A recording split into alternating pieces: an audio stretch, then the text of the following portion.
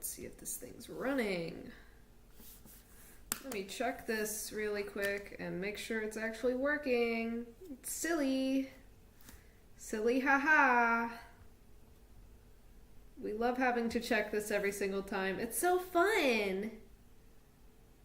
It's so silly. I love when. Okay. Okay, yeah, it is up. We're good. Yay! That's running! Joy! Time to actually put music up then, because I don't want this to just be a void for the next, hour or two that I decide to do this. So we're gonna set that up really quick, and also set up the chat thing on my phone so I can actually see what's going on, because I like seeing that. I like being able to see that. If I don't see that, I feel sad. Yippee! Turn off the volume on my phone. Heart emojis. Heart emojis for myself. Joy. Alright. We got that set. Alrighty. Joy to the world. I think that's going now. Okay, let's see. Is this the one, the streaming one? Okay, they're basically just the same. Alright, so we need to make things happen really quick just to get this all up and running. Alright. Oh, lovely. Browser, please give me... That's a good question, actually. What was the thing that... What was the thing? Why am I blanking on the thing?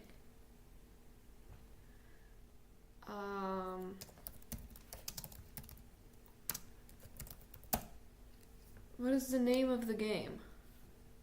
What is the name of the game? What is the name? That is the game. Okay, we have... Okay, blah, blah, blah, blah, blah, blah, blah, blah, blah.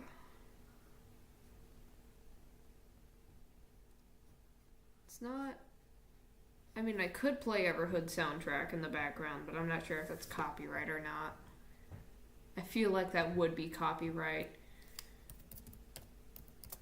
I'm just gonna search copyright-free streaming music and just do that. Alright. Oh, YouTube. Oh, YouTube.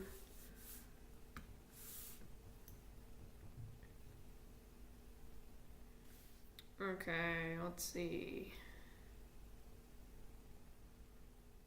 I'm gonna just do copyright-free.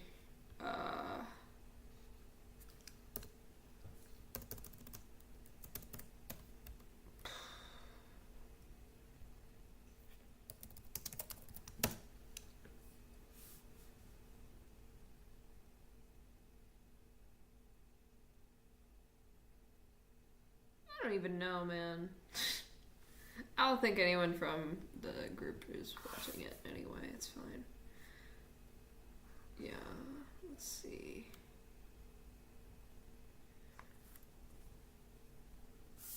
I should just look up my own video really quick and then just advertise the link. So they can actually access it and it's not just like, oh, are they streaming yet? Well, I am. Smiley face. Okay. New channel. Copy paste a linky link. Copy paste a linky link. I love copy pasting the linky link.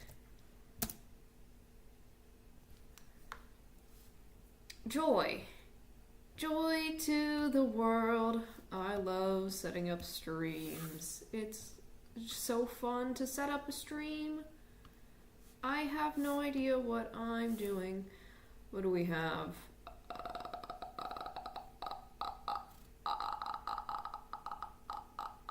Okay, I'm getting nothing from that. Jeez, okay. Okay. Streaming music. Chill.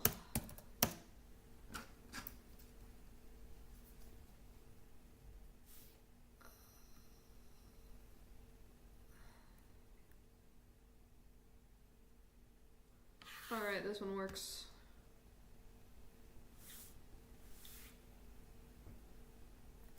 Oh, hi, Spooky. Hello. Alright, I'm trying to set this up in the back. Is this working?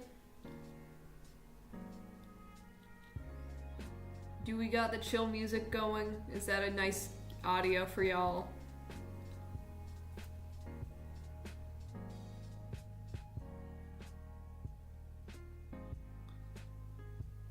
Are we cooking, chat?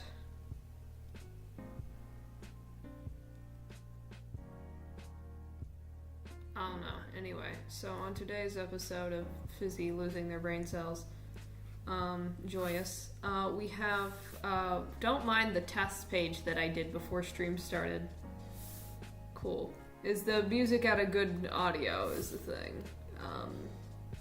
But yeah, don't mind the test page that I did before this so I could figure out what brushes were actually kind of decent on this program without me actually having to make anything. I don't like making things. I'm lazy, and as lazy people do. We ain't trying to do that much, so that's just gonna go in the back corner. So allow me to introduce my boys. We have up in this left corner, I'm just gonna test everything really quick. We have the smooth boy. We have the hatching smooth boy. We have the wobbly scroocher. We have the round wobbly. We have the texture fun. We have the squaggly doggly. We have the streaky little guy. We have the crayon, which occasionally does its job and occasionally doesn't, because for some reason it was at 70 opacity instead of 100. We have the chalk. We have sand, because it's just a bunch of dots. It's just a bunch of dots. And then we have concrete, because I spelled it wrong. And then we have one of my strange brushes here, Illustrator Sim, which, wow, look at that lovely shape I just made. It's been filled. Joy. Also, thank you for the comment about this fun little page over here. I was genuinely not even trying. It was just, yes, let me try out these fun textures really quick just to see how it works. To give you context for what that one is, though, the one that has a whole bunch of lines and stuff in it, it's this one right here. It just kind of makes it look like the sand pattern thingy, if you know what I'm saying. Just kind of squabble wobbles. Wobble wobble wobble. Bubble bubble. Bubble bubble bubble bubble bubble. Wow wow wow wow. Wow wow wow wow wow. Okay, that's enough of that.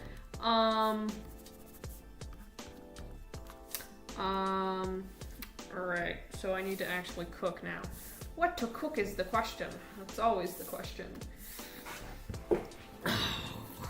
I could work on doing thumbnail sketches.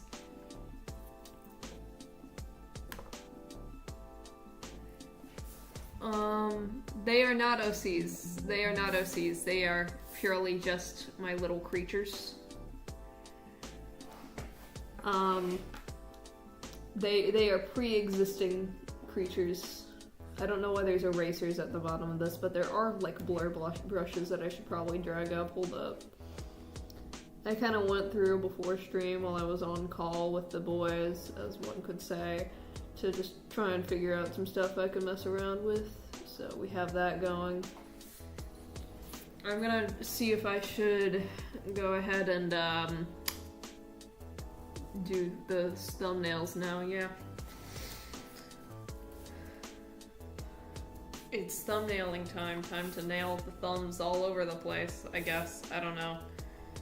Basically, I need to attack Leonard. I need to stab him in the chest emotionally. I was thinking about doing, let me see if I can copy paste an image over here onto the canvas or not, because I'm not even sure if I can do that yet. I'm not gonna do pyrite because I have a plan for him. But I do have an idea for the icebox creature, which I'm going to see if I can copy paste the image of. Copy image, thank you. Discord. We're gonna copy paste if we can. It's not what I want. Can I like... Okay. We're gonna try and figure this out because I am still trying to figure out how this freaking program wants to love me. Okay. Yay! We have the image in the corner. Say hello to him. Thank you, Leonard. Thank you, Leonard, for giving me something to attack. Yes, it's him. We love him. We love tearing him to shreds, emotionally and figuratively. And, rename this as photo really quick. Alright. We love him. Yes, we do. Bob the Builder. Can we build it? Bob the Builder. Gee, I don't know, buddy. Can you? I don't know. Can you? The answer is yes. Yes, you can. Alright, we're gonna pick a better sketching color than that light blue. I'm probably gonna go with like a medium color, just to get a sketchy color down, or like a red. Something like that. Probably purple. I like using purple for sketching. Alright. So basically, I'm gonna try and figure out how to get his character formation down really quick. He's a box. He's another box. Bigger box. Tinier box. Squabble. Squabble. Ooh. Ooh. That's basically the best I can explain that. We also have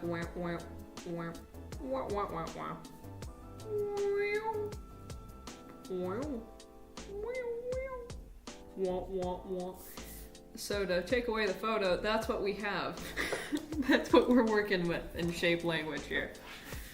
In shape language, we would call this a huggable creature. Clearly, that's clearly what we're going for, as you can tell. We might go for the round wobbly brush because, yeah, I think it would be smoother on my poor back. Alright, so trying to draw it from memory without even looking at the picture. We have creature, feature,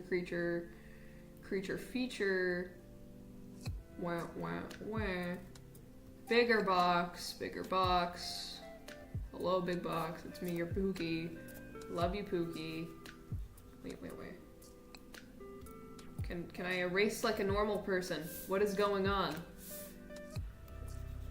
Please, just let me erase. What a... Why is that there? I'm not satisfied with my care. Edit. Layer, filter, select. Can we get rid of the vanishing point? Thank you. So, figured out something new with the program. If you click a number, it will go crazy. We love. Okay. Well, we have tape. Squabble. A little bit more rounded over here. Kind of more rounded. And then like a penis.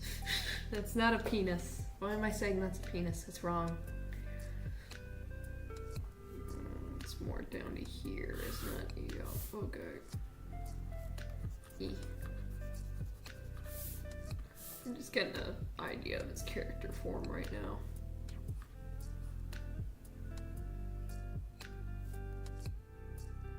And then the side has like scalier bits that are more robot-y because he's a robot-y guy.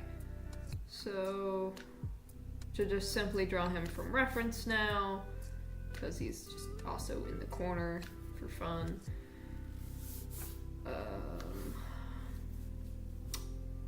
Let's see. Big box. Big box that's roundy. Like this kind of roundy. Another big box. Bigger box. Tiny box. Has box in the box. Thoughts in my box. His tiny little creature head.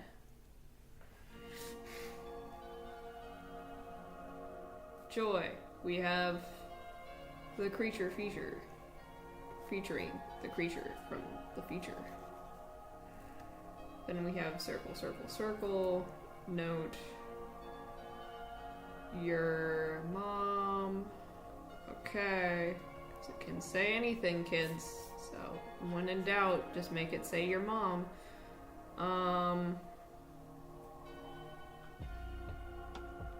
Squabble, squabble. Shwee. Fingery bits. I don't know what to call those, but they're fingers, I guess. They're robot-y hands. So we're gonna give it a nice little tassel there. Everybody likes a little tassel. Everybody likes a little tassel. Big pillowy mitt. That's what it's called. Okay. We're using our brain. It looks a little bit wrong. It looks like grapes, but that's okay. I am hungry for them anyway. I will eat those later. Shwoobadooby shwoobadoo. Shwooba shwooba shoobadoo. Shwaba scabadoo. Wabadaba?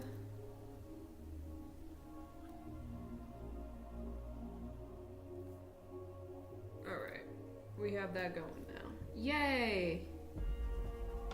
It's a going now. Let's just get a better idea of the shading a little bit. Yes, I was chomping on grapes on stream. Basically, bro was cooking on stream, and, like actually cooking, and I was hungry. Yes, I am a threat to grape civilization. I was actively eating it off the vine. To illustrate that for you just really quickly, I'm gonna move back to this layer just so I can like illustrate that idea for you. Basically,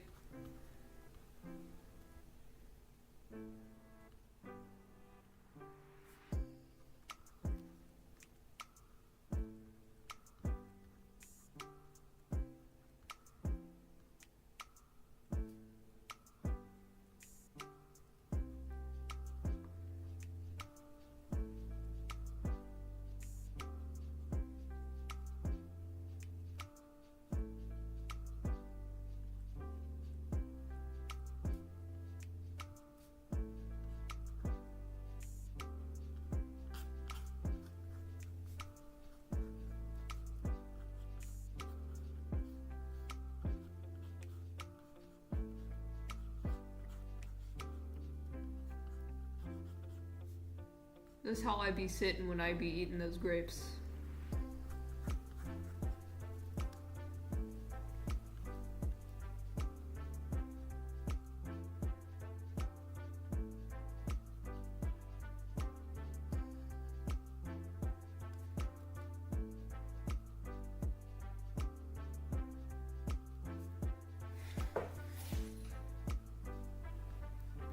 I was hungry for them grapes, alright?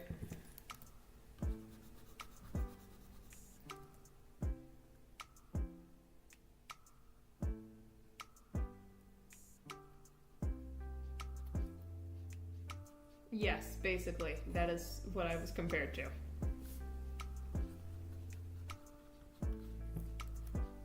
Alright. I'm just gonna erase that really quick.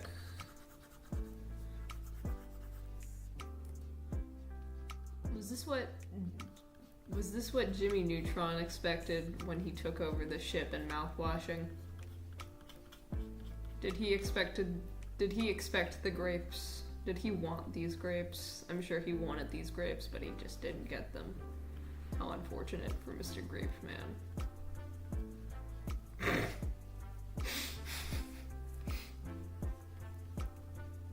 It's not unfortunate, actually. Fuck that guy. Anyway. Yum, yum, yum, yum, said my mouth upon seeing grapes. Ear. We're just kind of roughly sketching at this point. Yay! We have drawn my hungry little creature body eating some grapes in the most terrific way imaginable.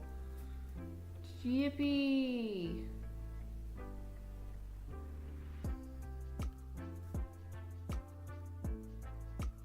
I think there's a mild amount of stream lag on my end, by the way. Cause like, y'all be replying like something around 5 or 10 seconds after I say something, I think, but that's okay. I'm a very patient creature and I love committing filler episodes.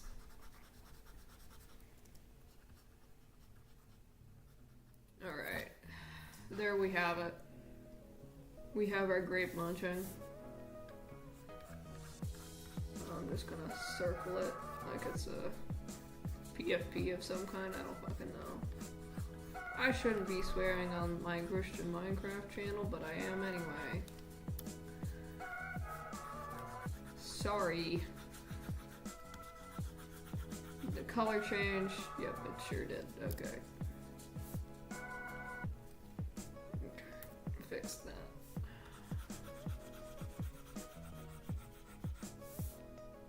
Just take it too fucking long. Loopy tool, come to my aid. I'm so glad I figured out how this works, so now I can actually erase things but fast. Yay.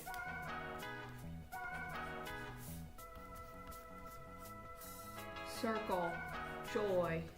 Joy to the circle. Roman Grape Muncher.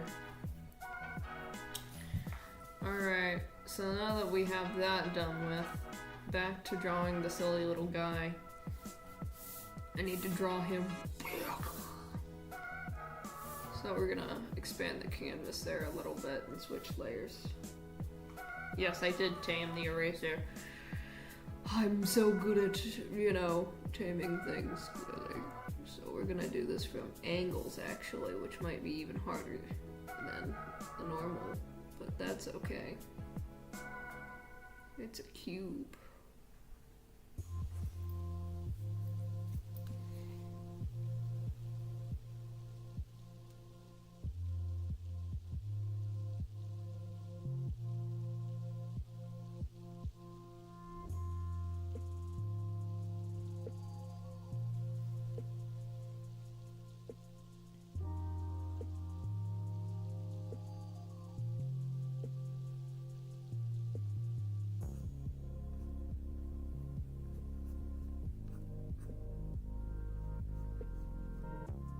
We love this cuboid little creature.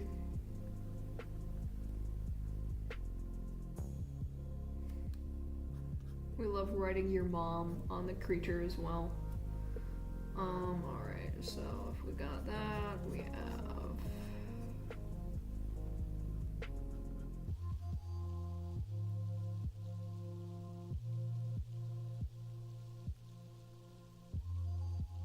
that kind of needs to be more like so, roundier.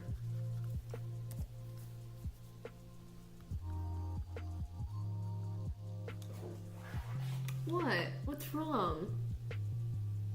What's wrong, Pookie Bear? Oh wow, I'm the only one in here now. I think I've... Oh, okay. This is fine. Okay, well. The only viewer is me. I can't believe this.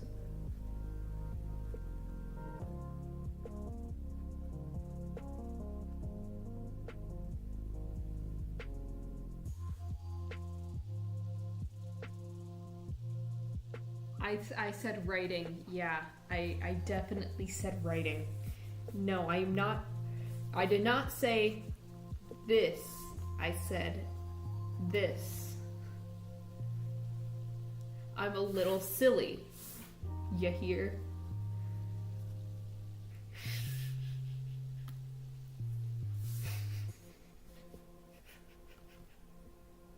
Yikes. Okay.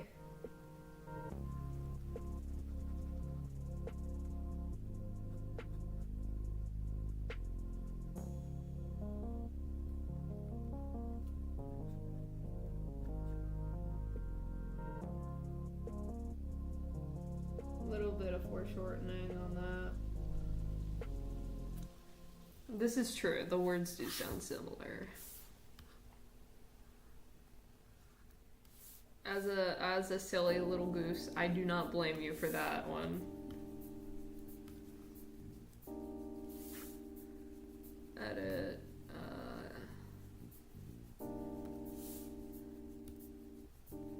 I forgot the button that does that. Zoom in.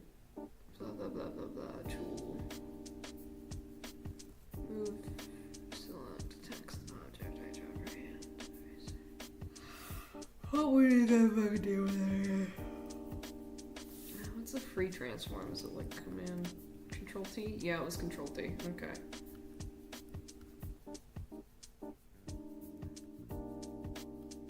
Alright. I'm getting the hang of things.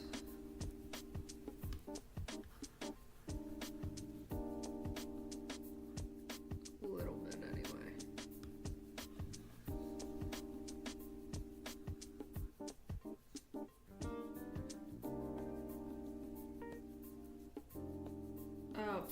Art tips on things in general.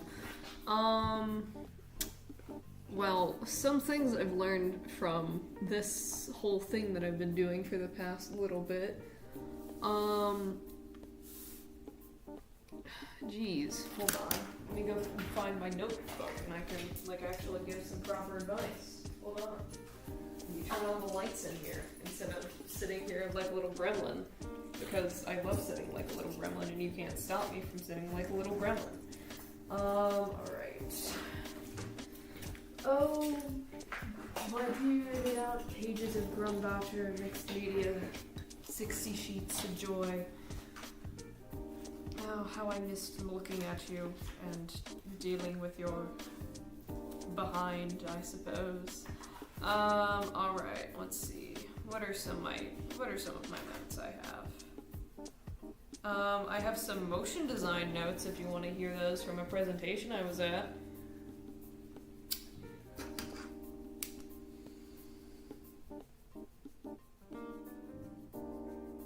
I have some general idea stuff actually.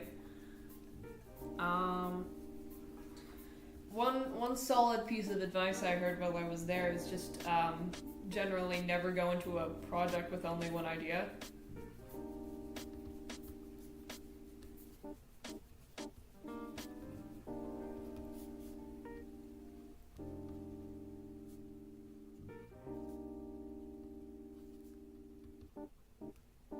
AKA always have a plan B or a plan C because you never know if the clients for something is gonna be like, what if I don't want that? What if I want to flip you off instead? What if actually? What if I want something completely different from what I originally asked? We also have general things to do with trying to get more than one idea, which is songs are surprisingly good at getting those. Generally, that is a solid, middle nerd finger. Generally using songs to get ideas is a solid base for stuff. If you have a song that you've been playing repeatedly, for example, if I pull up my Spotify or something right now, I'll find oh, golly gee willikers, what's on my Spotify right now? Um, let's go to my Nicholas playlist here really quick. Heart for Brains by Roar. That one's really good. I was thinking up of ideas earlier for other thumbnails because I have a class project, and I just drew a little bunny with a human heart inside of its brain. It was normal. That was a thumbnail idea I had for a project because of that song. It is generally just solidly good for getting more than one.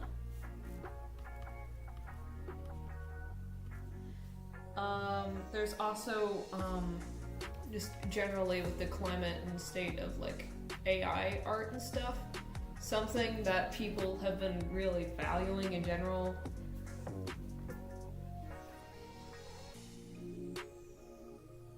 Yes, this is true. Never going into a project with only one idea is just generally helpful.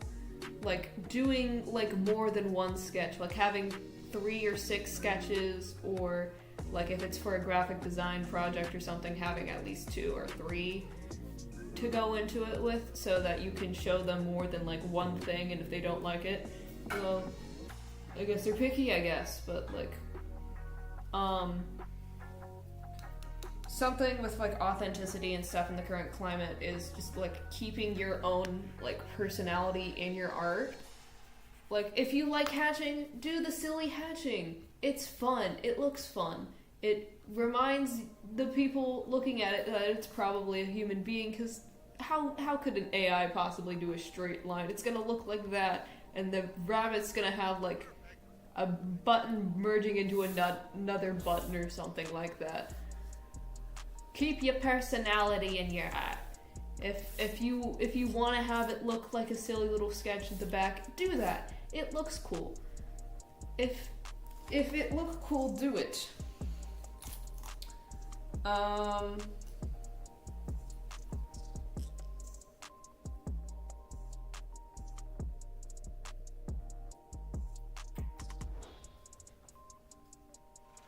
me see, what else do I have written down here?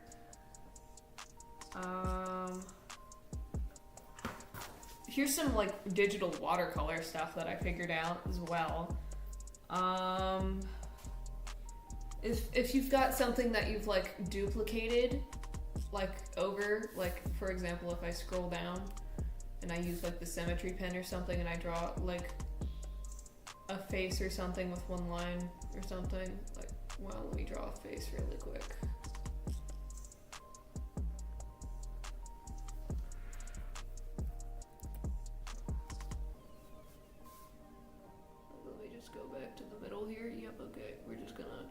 Like a really shitty, crappy face here. Yep, that's a face now.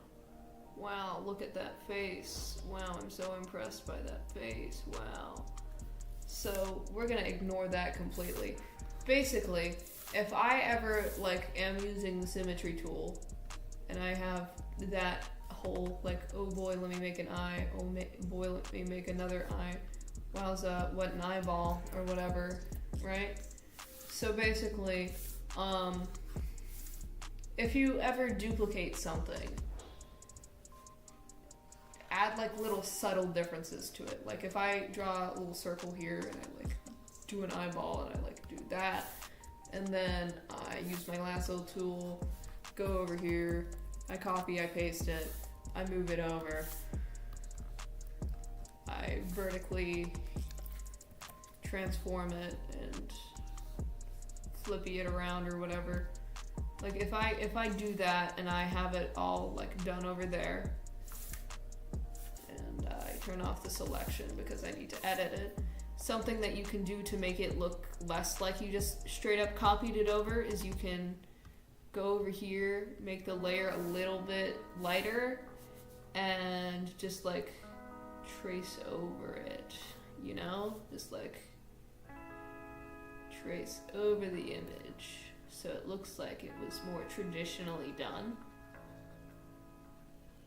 just to like get the features and stuff down of it. Yeah, it might look a little crappy, but like it's fun.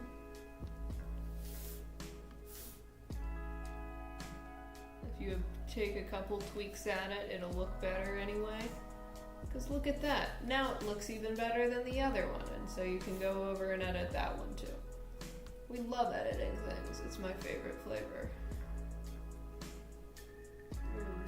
Blah, blah, blah, blah, blah. Can I please just merge them down? I would like to merge my layers down. How do I merge my layers down? Is that how I merge my layers down? Good. Okay. But yeah, just doing a little bit of trace over of your own stuff to make it look like it wasn't just Control-C, Control-V. It gives it a little bit more character. It looks like you genuinely knew how to draw two eyeballs doing that, but good. It also just makes it look prettier. Also with like watercoloring with certain brushes and everything, layers and using different effects are your friend. For example, let me scroll over to this corner for fun over here. We're gonna zoom in a little bit just for sake of space. I'm just gonna use like an orange base coat here basically. Just take, I'm gonna take the textury fun one I guess to just do the watercolor base here. And I'm gonna turn on up here probably, I'm gonna go with a color. Do I not have color burn on here? Do I just have multiply? Well, it can work with multiply, I guess, but like color burn is usually pretty good for this. I'll just use color, I guess. That's not really what I'm looking for. I mean, hue, saturation, brightness, multiply. I'll just go with multiply, I guess. Because what else I got? And we're gonna go with another layer of multiplier. So I can put a white layer under it to act as the paper. We're just gonna do that really quick for the sake of saking about. Okay, we have this fun little square here now. Kind of a square, not really, but you get the point. We're gonna just fill up this little corner for that. It's relatively even.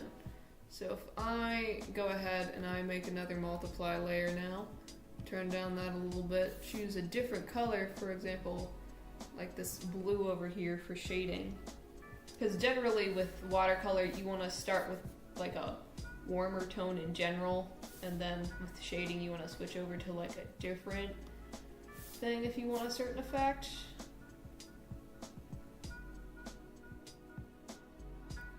So if I go over here and I kind of do that, you can kind of see what's going on. Like the colors are genuinely layering over each other, like how a watercolor would. And opacity becomes your next best friend because you can crank that down and affect how much it actually gets absorbed into whatever thing you got going, as you can kind of see going with me kind of tapping around with it. And then if I take another color as well, just for the hell of it, and I go over here with yellow, if you notice, that doesn't look great. Because typically with watercolors, you want to work from your lights to your darks. Just generally speaking, because it's harder to layer over lights than it is to do darks. As you can kind of tell from me messing with the opacity. But if I take like this white color, it's gonna just kind of blend into the other color. It doesn't help that I don't have color burn on this program, but that's okay. We cook anyway. We still have our good old boys. But to give you a different color sort of going on here, let me do an alpha lock here and just kind of. So as you can kind of tell there, once I take that around and I do that, you'll notice it seems a warmer color Like there's a different way to shade it, basically. There's a different way to shade everything. This is just a way to figure out what kind of colors look good. Example, I take this green, I shove it up here, I go around, I make this bigger because I don't want to do this all day. Wow, what a different color experience. This communicates different things. Wow, it's blurple. I like it. I like the orange and blurple a lot, if you haven't noticed. We also have pink, I guess. That gives it like a rosier tone. If I go to red, like straight up, it goes back to kind of the brown thing again. But it's like less like I'm just layering over the same color a bunch of times.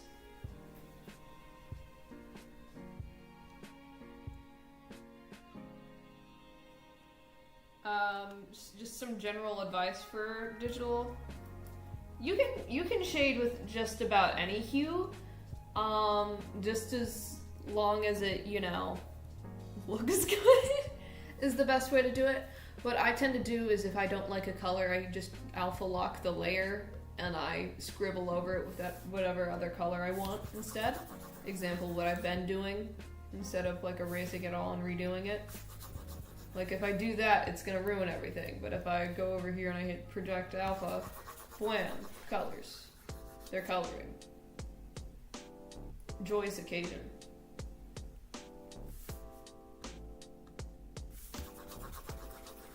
You can also do like brighter colors and whatnot to do like more subtle shading and whatnot, or just like do the same color over it to just have it be a darker color, I guess. But me personally, I like layering the orange with the blue just because I think it looks nice, or like a blurple. It is so useful. We love blending mode on layers. They are your friend. To give you like some better notes, I'm gonna like plop over here. And I'm gonna take out my writing tools again, my smooth boy. We love my smooth boy. I don't want the tabs open. No, stop trying to make me open all my tabs, computer. I'm not. Alright, I have to like, properly zoom in instead of whatever the heck I was just doing. Alright. Let's see.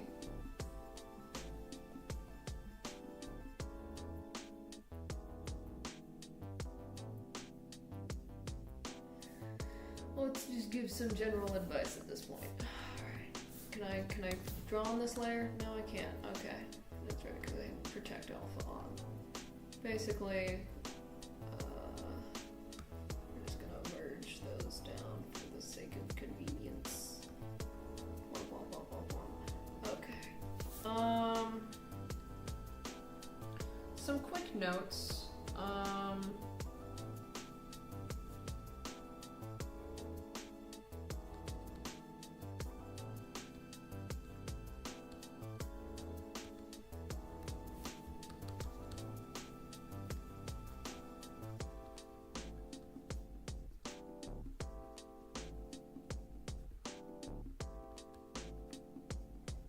I probably spelled some of this wrong, but that's okay.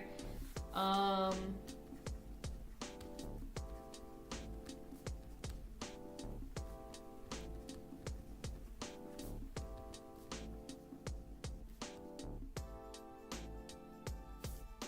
just gonna quickly write down my notes here on this.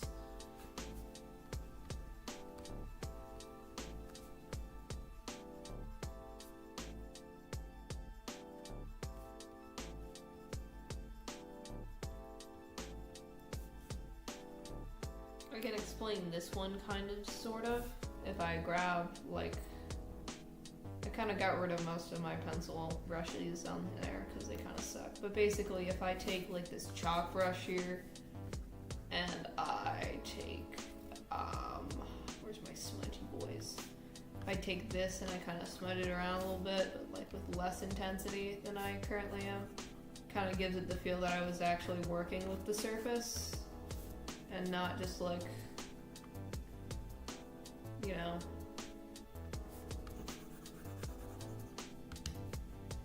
Giving things texture helps as well. Just to give it some nice textures.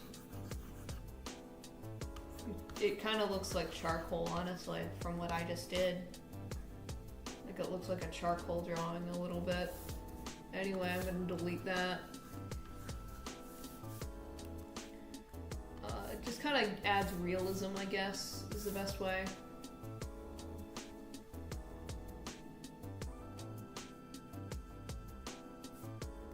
What else we got?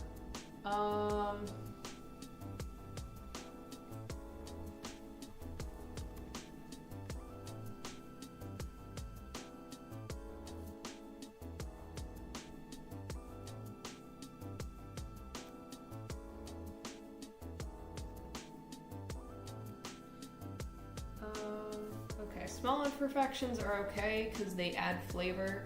Example, my line work over here with the eyeball and whatnot. Oh, there's a small little imperfection right there, but it looks more real. It looks fun. Adding silly little small imperfections like, oh, a little line, little fun hatching. I like my little hatching because even if it looks a little funky, it still looks cool. That sort of thing. We also have things feeling right is just generally better than math.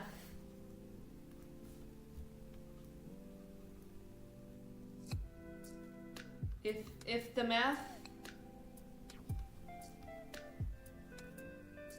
don't be working, fiddle. Example, very heavy example, a lot of foreshortening. Like foreshortening is so weird. It's just funky. Like if I move this arm over here, it's gonna look longer, right? It's gonna be funkier. If I used like precise angles, it would take forever, and it just probably wouldn't feel right. But that feels right because there's kind of an arc to the movement a little bit, if you know what I'm saying. Anyway, I'm gonna move that just to the side because I feel like that's a decent example of what I'm talking about. So we're gonna just squabble that and then deselect it. Alright. Next up on the list we have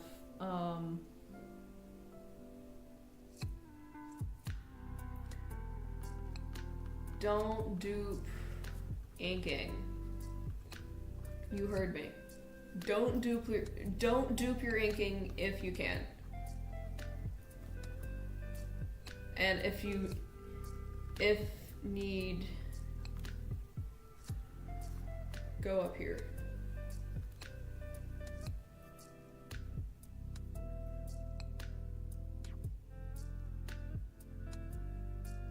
Basically, to explain that a little bit better,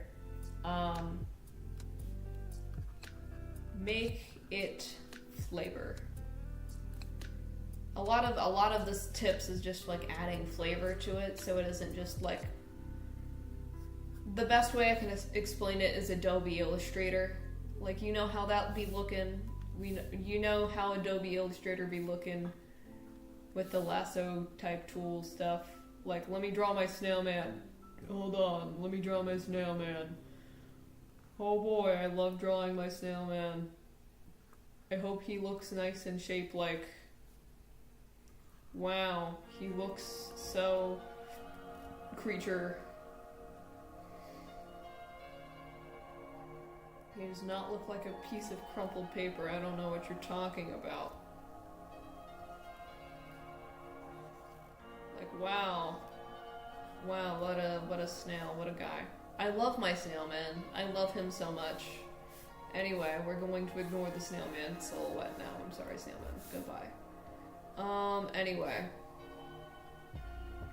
Back over here.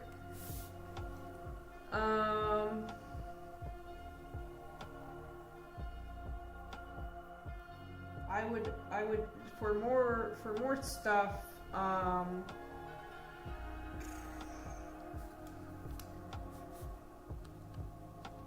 wait, I have that brush still. Oh, suck. Okay. Paper textures are fun. Just generally, paper textures are fun. If you can get yourself like a good texture off of like the web for free, which there exists plenty of good ones to use like as a background for some stuff. Using that for stuff like the watercolor stuff, or just like generally to add some flavor to like what might otherwise be like a white background, I recommend using just like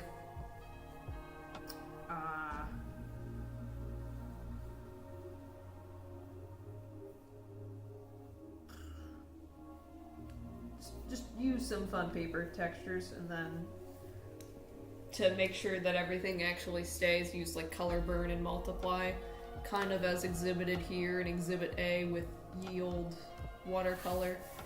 Because like if I add multiply to this layer and then I go here and I add, let's just say my textury fun brush, I guess, or turn down the opacity a little bit, add my texture brush, you can still kind of see the color under it, and that's kind of what you want with the paper texture. So like if I take my concrete texture and I like put that behind it, like you can see those, you can see that, like look at that. As you can see, wow, it looks like paper. Wowza. You can either find proper paper, or you can just like make it with fun speckly bits and just color it black, I guess. Is probably the best thing you can do. Or like a dark gray. It's probably better, just so it isn't as overwhelming. Yeah. So then you can have like a kind of paper texture, but kind of not. I'm gonna point an arrow towards that and turn down the size of this. Okay. What else we got?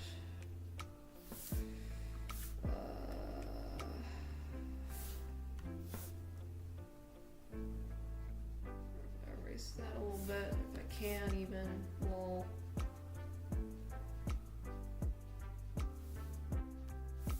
You mean his like inking style? A little bit, yeah. He typically goes for something akin to the wobbly scratcher I have here, which is basically big textury brushes.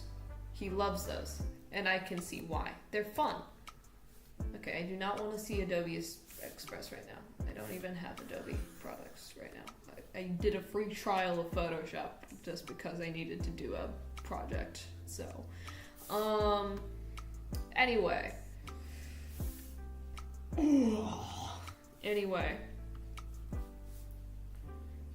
Textury brushes are fun. If you want to not do something rendered, I suggest do texture brushes on paper textures, because it makes it look like ink is actually flowing into the page a little bit.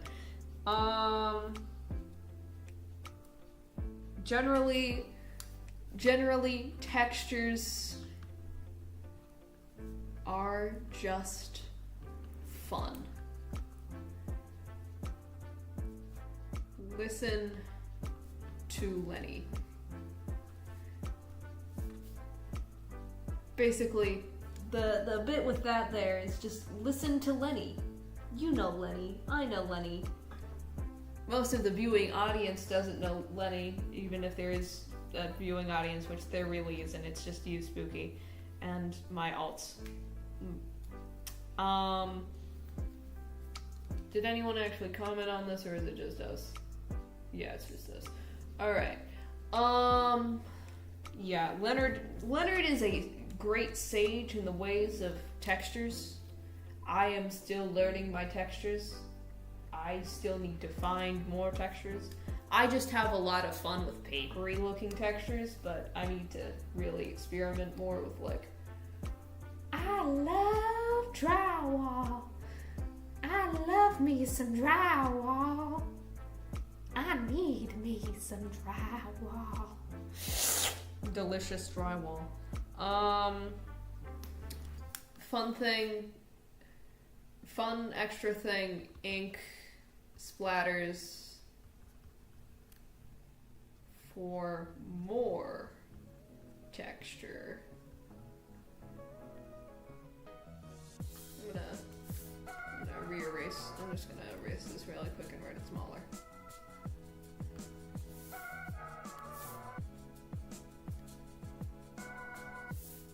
I'm just gonna erase some of that. Yeah.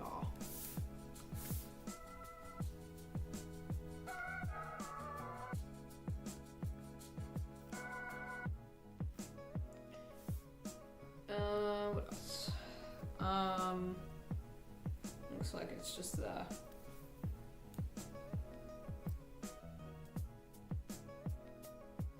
okay.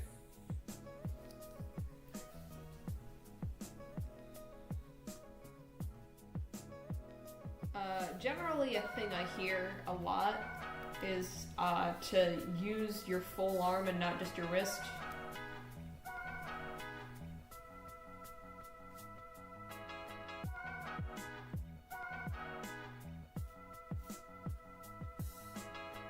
Like a lot of like bigger strokes require like using more of your arm and not just like your wrist. To give you some example-y swatches, I guess.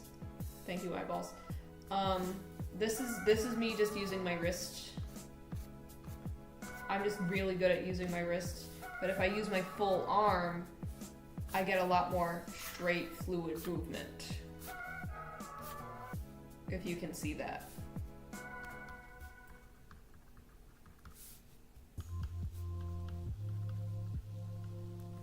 It's generally some solid advice. It does give you some straight lines. Like as you can see with the wrist, they're a lot more bold. They're a lot squigglier. With the full arm, you can get some like straight ass lines. They are straighter than my ass.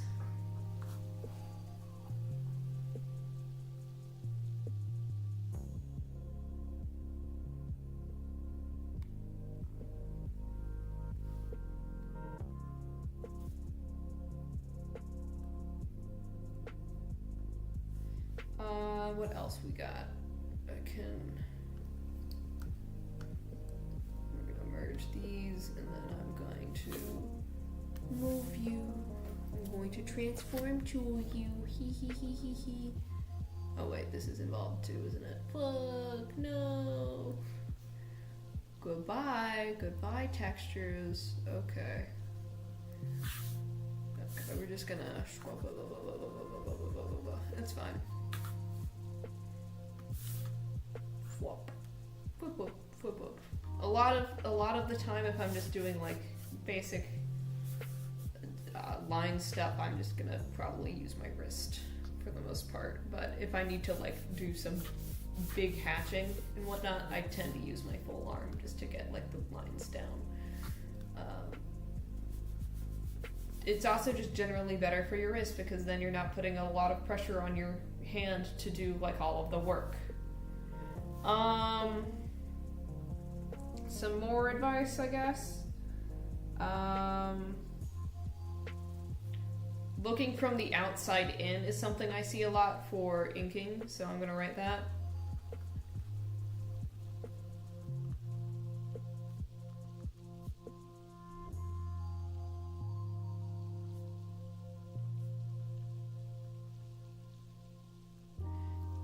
To explain that more, it's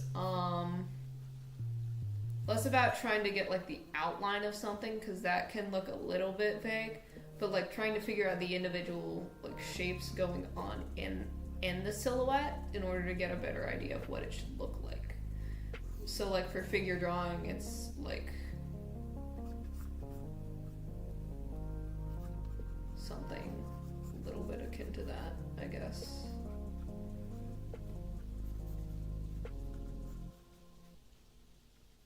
I'm not gonna do like a completely complicated drawing, but I can do like a little sketch. So like as you kind of saw there, I kind of worked with more of the muscly bits first before like trying to focus on like the full pose. I just kind of figured it out as I went by going from the outside in. And it felt a little bit natural. It felt a little bit less like, oh, let me make a...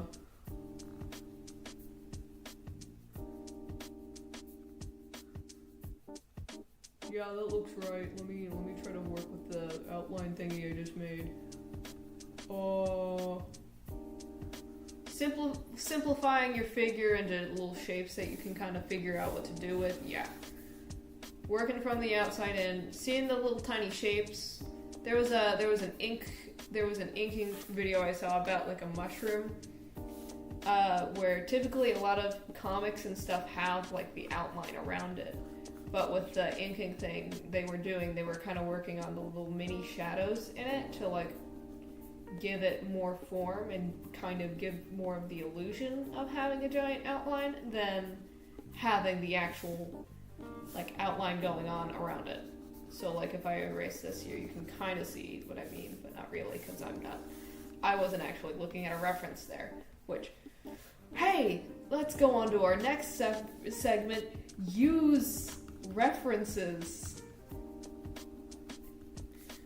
Generally, you do not lose anything by using references. Example, hey look, it's a reference. It's helping me reference the character without having to like try and remember what they look like or anything. It's just easier and more efficient and generally good to do, so you can actively refer to the forms of a thing and not have to guesswork math. Another thing, because I'm just kind of going through my notes of pages that I've done in the past couple weeks. Let's see. There's that watercolory page I did. The game design thing. I have some perspective notes I could give you. Okay. So, perspective tricks.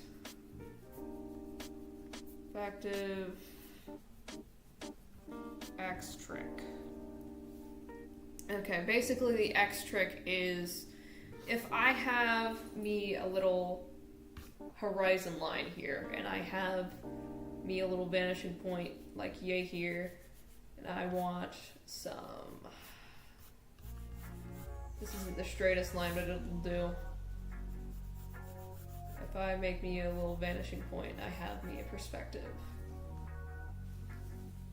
Yeah, so if I have me a little perspectiving going on right here, and I have me some cell towers I'm trying to do or something, I can make a fun little X from point A to point B, and then, okay, I'm doing this wrong, hold on. Basically, I think what you're supposed to actually do is make two lines, one above the perspective line and one below the horizon line, kind of like so. So that's more like it. So basically, if I make an X down here and an X back up here, then it's then like the proper height and everything it needs to be. And then if I do that again, it's gonna be evenly spaced out still. And then if I do that again, it's gonna be evenly spaced out still. Do that again, evenly spaced out. Do it again, evenly spaced out. Do it again, evenly spaced out. All the way back on down there. And it's kind of how you do like telephone poles and stuff. And just generally how to do that sort of perspective things, just to keep things in size. This also works with like character art and stuff. So like if I take, let me just like take a guy and like do a stick figure because I don't feel like drawing a whole thing right now. If I take a guy, I put him on a horizon line, yeah, it goes on forever. That's how horizon lines be. If I take my little guy and I strike him up with that, and I put him on back here, kind of lined him up with the X, but that's okay. Okay, that's kind of a whole thing. If I can still tell what that is from just a silhouette from afar, like really far, that's a good character design. Just a fun fact. So example, if we take the fridge guy and we horizon line, we take a little thing, we take another little thing. We kind of quickly draw him here. Wow, he's a fridge. What a fridgy guy. We just kind of quickly draw him because lazy. We draw him really quick, and then we X, and then we draw him from further back with more simple shapes and all that. You can still tell that's him, because how could you not? He's a little guy.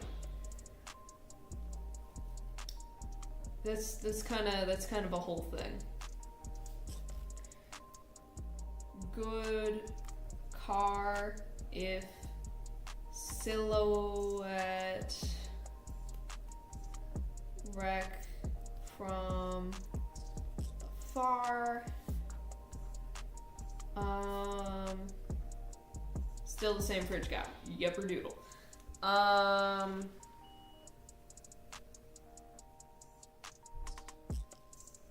This applies to characters like Hyde and my snail guy. You can still tell they're them from their silhouette because snail guy, of course, has his little antenna guys, and Hyde is made of cubes and has a cane, so that's kind of tripodal, and you can kind of tell who that is. So like if I have a character with completely like boring silhouette that kind of is just the stick figure, how are you going to tell who that is? You gotta have some features popping out to be able to tell who that is.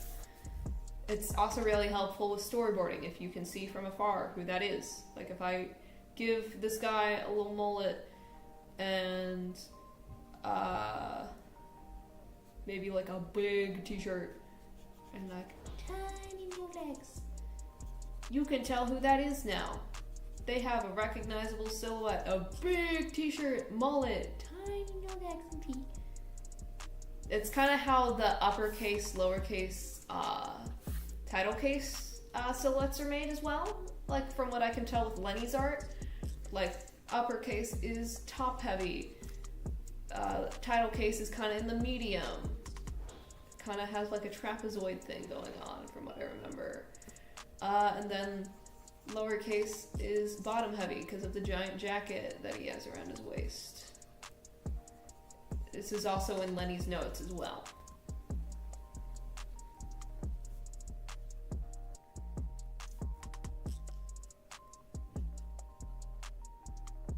So yeah, there's some notes for you. What else we got? Oh, I have more on this page, I think.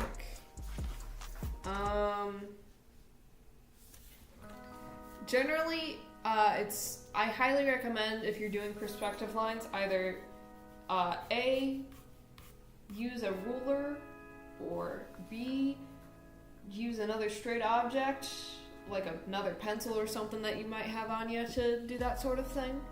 Another thing is looking for perspective and like the horizon line in other things to try and figure out like, where's the horizon line?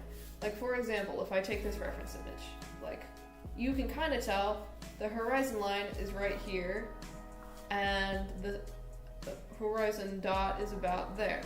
Why can I tell this? Because if I draw a line here and a line here and a line up here and a line over here, they kind of all connect. They kind of all connect right there. You can kind of tell that's kind of how that's going because of how the fridge is angled, how his head is angled, how the tiny cube in his head is angled. That's kind of how that works. You can also do this with like any realistic reference image as well. Like generally, just searching for like those little like angled lines and stuff. I can pull up a reference, for example. Hold on. Let me just like look up coffee shop or something.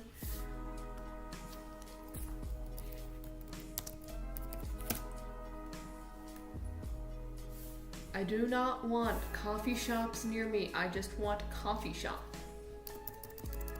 coffee shop. More images. Thank you.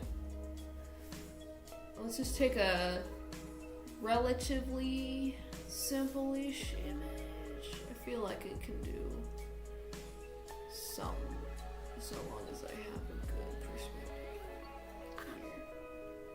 Here. Ooh, this one's perspective is a little jank.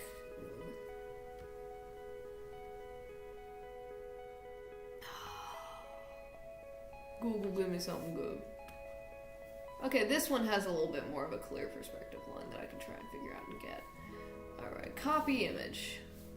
So I haven't gone over something known as 2 points perspective. What I've been using is just 1 point, where there's like one main point perspective.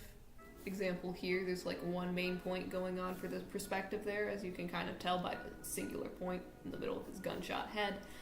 If I go over here and I not control P, I don't want to print this.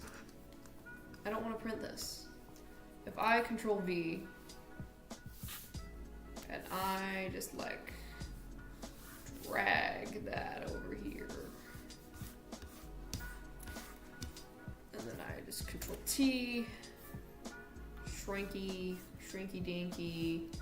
Can I shrinky dinky, please? I would like to shrinky dinky because I'm lazy and I don't want to do a whole thing with the thingy. Thank you. Yes, please apply my transformation.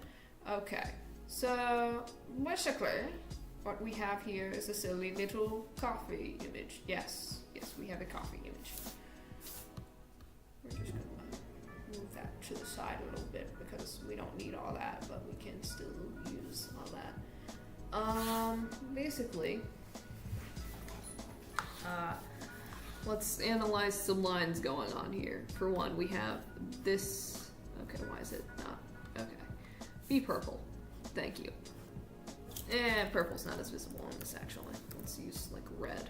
Red is pretty visible as a color in general. So basically, we have this fun little line here, this fun little line up here, this kind of sideways line going on right here, this fun line about there. Then we have this line up at the bottom here, this line with the couches, and this line with the tables. More lines with the couches and the tables. This line with the counter. This line over here that's kind of less angular than this one over here. You also have the ceiling lights, this line. I would say one of the points may be somewhere around... Gee willikers, if I just draw this line continually and this line continually, I would say their intersect is about here as a reference point. And I would say the horizon is a little bit slanted for this.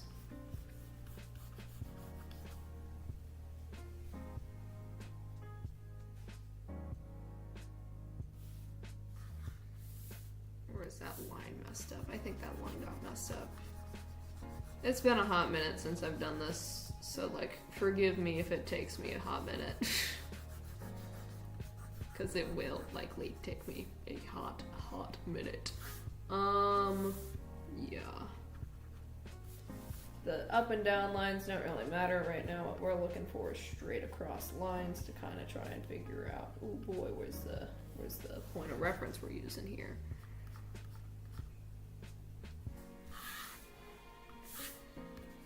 We're gonna erase some of that actually, just to try and keep my sanity.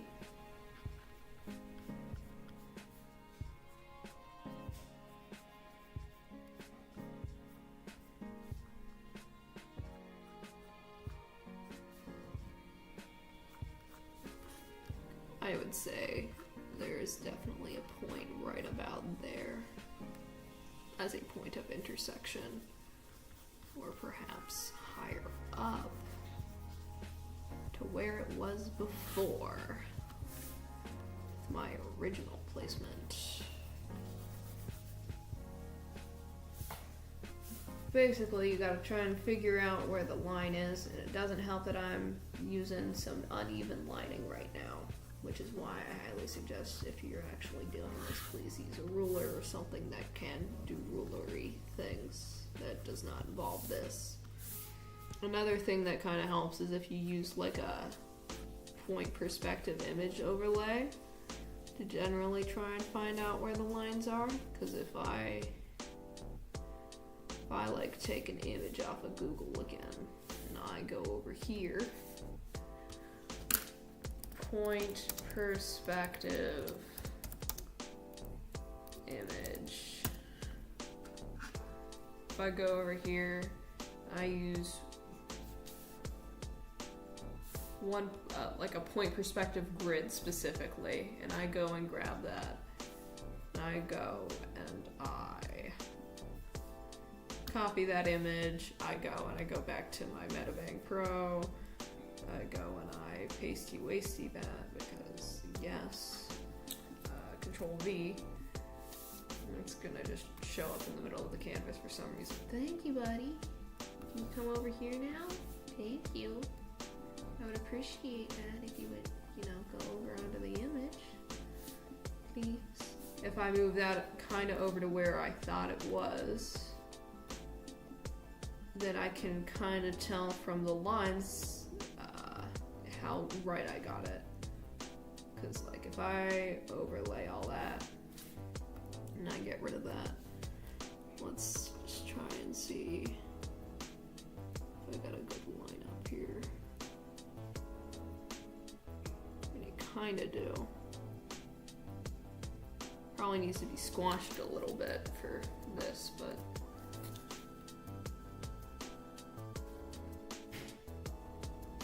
basically you can kind of tell from that, oh, look at that, the line is kind of in place. I would say about there is what I'm looking for.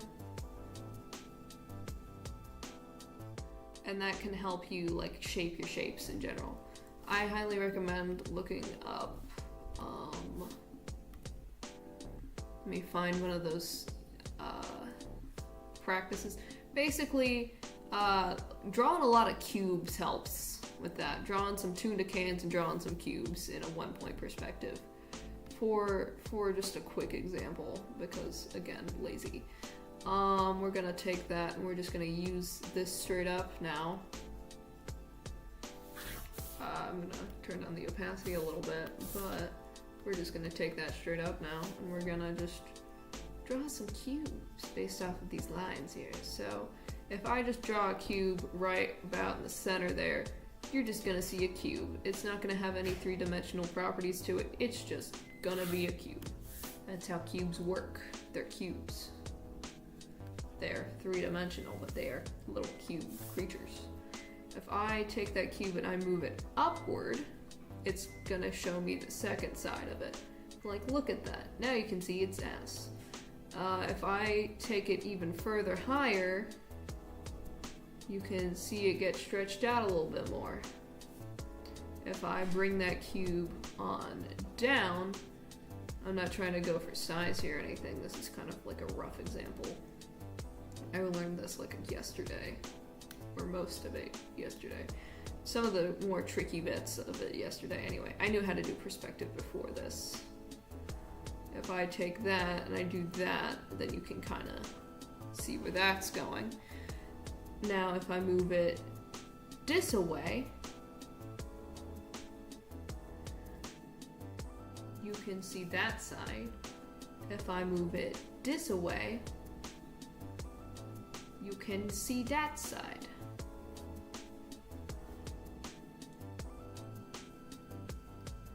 That sort of thing. If I move it here now, you can see three sides of it. And you can use those lines at the bottom for reference. And I draw another line and I draw another square. Wow, look at that.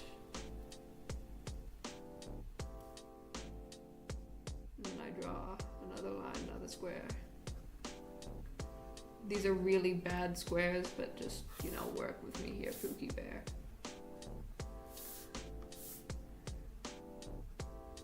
I'm also definitely not trying to go for like a good angle or anything. I'm just trying to communicate the bits. There are, of course, lovelier reference images on the interwebs that are much better than these.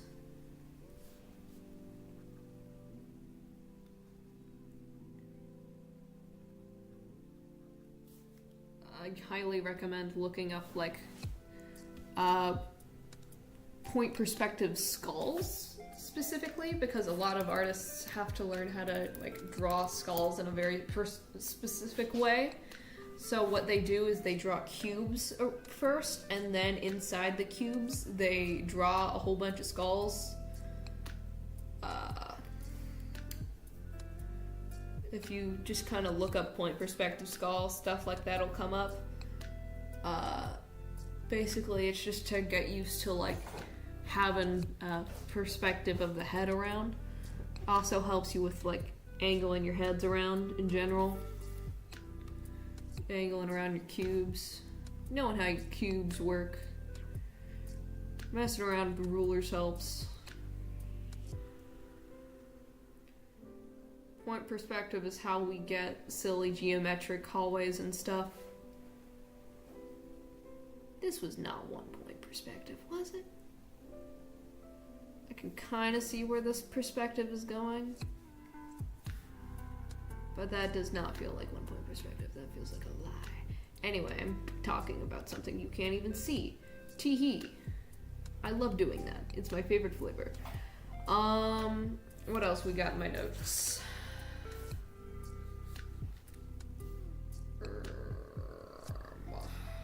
Alright, I got rid of the layer. Lol.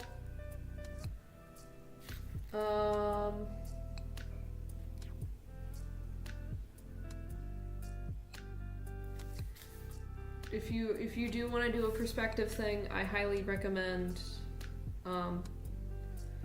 using landscape.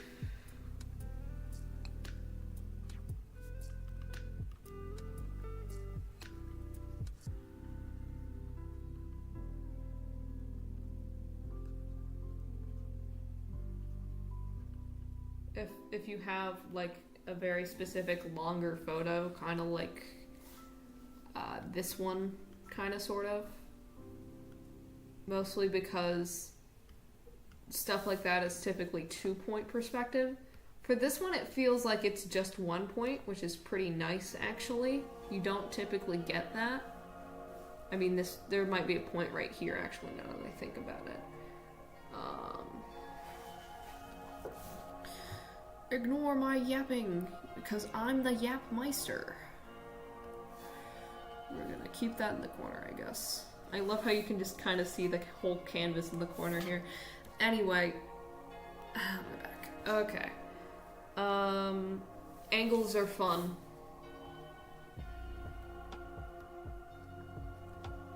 Even if they're harder to do, fun angles are fun. It makes it look cool. And then some quick costume design stuff I can give you. I am the Yap Meister.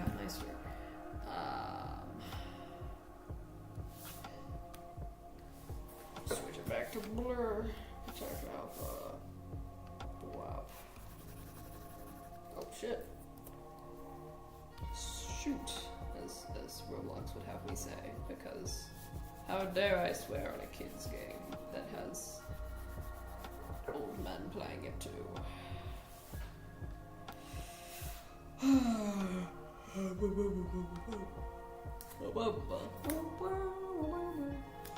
Anyway, you know stuff about color design and costume design and stuff like that? Because I can yap about that. I've been doing that for like the past hour instead of actually drawing thumbnails.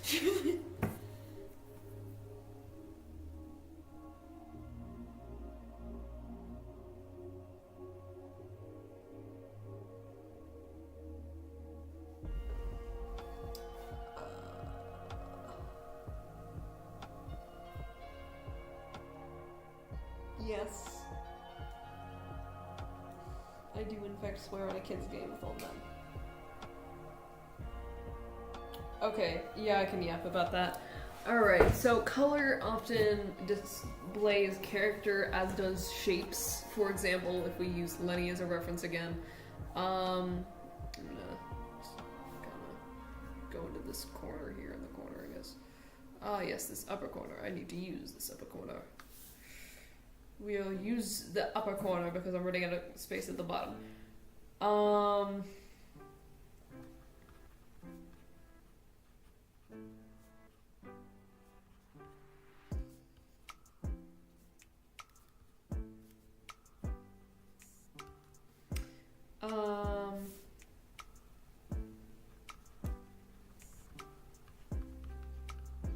And texture.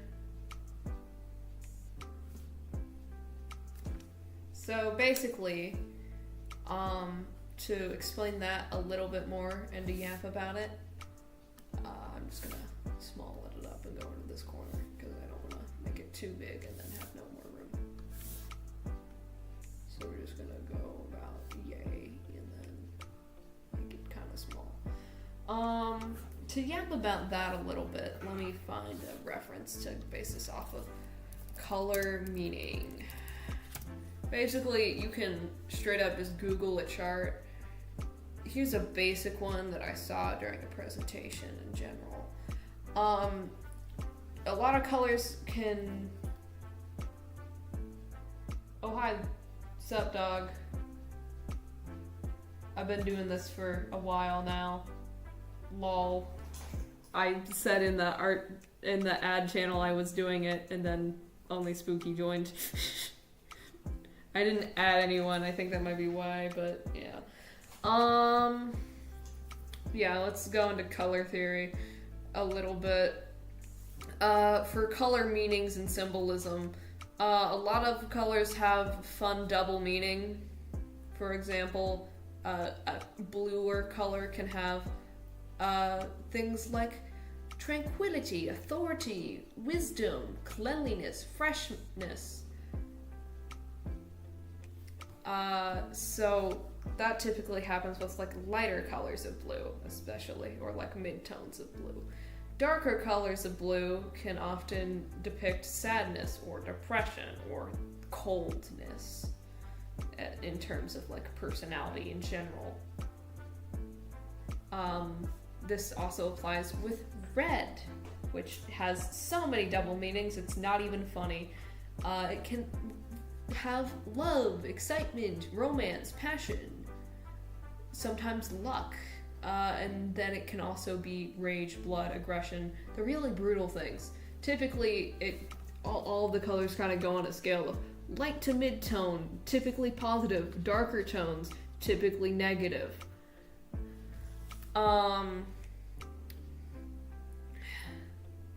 You can also mess with the value a little bit, the saturation to help affect that as well, like mute it up or whatever. Orange, we got yourself, your health and happiness, and your ruin and danger and desolation. Yellow, your creativity, your cheerfulness, and also your danger signs. With green, you got nature, you got prosperity, you have life, and then you also have evil, envy, corruption, poison the water. We also have pink, which can be, again, romance, nurturing innocence, just like sweet and kind, but also immaturity and deception and materialism. Think eternal sugar cookie, if you know what that is, spooky pooky. We also got purple, which is often like a sign of royalty or luxury or mystery or, illusion, deception, detachment. Poison the water. We also have black, which again, luxury. But we also have sophistication and authority and elegance and power, but also, fear, loneliness, hopelessness, the void. It's coming for you. It's going to suffocate you. Oh, damn, do I look good in a black shirt? Then we have white, which is holiness, cleanliness, spirituality, purity, light in general. Then of course we have like isolation and emptiness because the void is coming, the void is coming, the void! The God, oh God, the light! Don't let the light take you! Then we have like gray, which is typically neutrality or stability or just like a sense of calmness, but it is also typically more seen as dull or lifeless or like abandonment of some kind. We also have brown, just to throw that in there, which is typically like a rugged or trustworthy sort of color, but it can also be I'm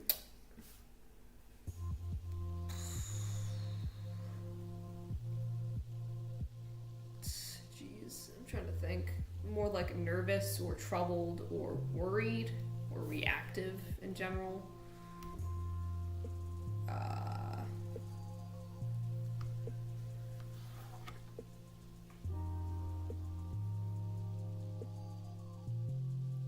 Messing around with the tones of stuff kind of messes with stuff a lot more. Let's see, we got some brown. Typically brown is also pretty like relaxing, kind of reminds you of like coffee or like earthy tones in general.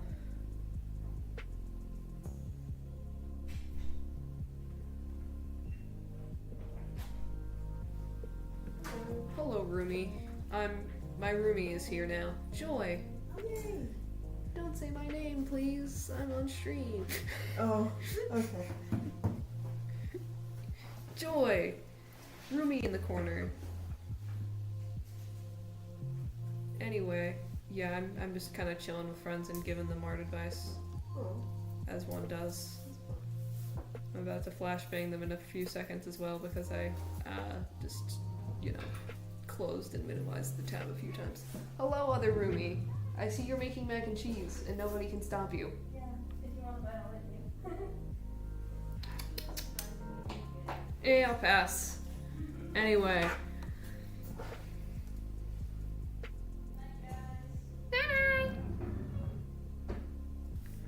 Anyways. Where was I? Alright. Textures. Textures help with costume design and stuff as well. I should probably talk about shapes first, though. Those are kind of more obvious in terms of, like, shape design, but I can go over them anyway. Like, round is typically seen as soft and huggable. Like, think of Baymax. Think of Baymax, basically, when you see something round. Think of a little Pillsbury Doughboy when you think of round circle objects. And then we also have, like, the boxy creatures. Think of your lumberjacks. Think of your creatures with The guy from Up. think of the guy from Up. You know the old man? You know how he's just a giant square? Think of him as like rigid. Think of him as a rigid creature. We also have what's his name, the blue monster from Monsters. We also have the blue monster from Monsters Inc. Yes, thank you, Remy. They are big boys, and they cannot lie. You other brothers cannot deny. They are big, they are chunky, they are made to be wall, perhaps. When you think of square, you often think of big men for a reason. You also can think of Iceberg. He's hiding in the corner.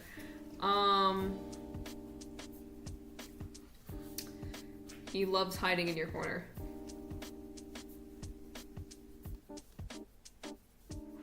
Passion when you think of round. I mean, yeah, kinda.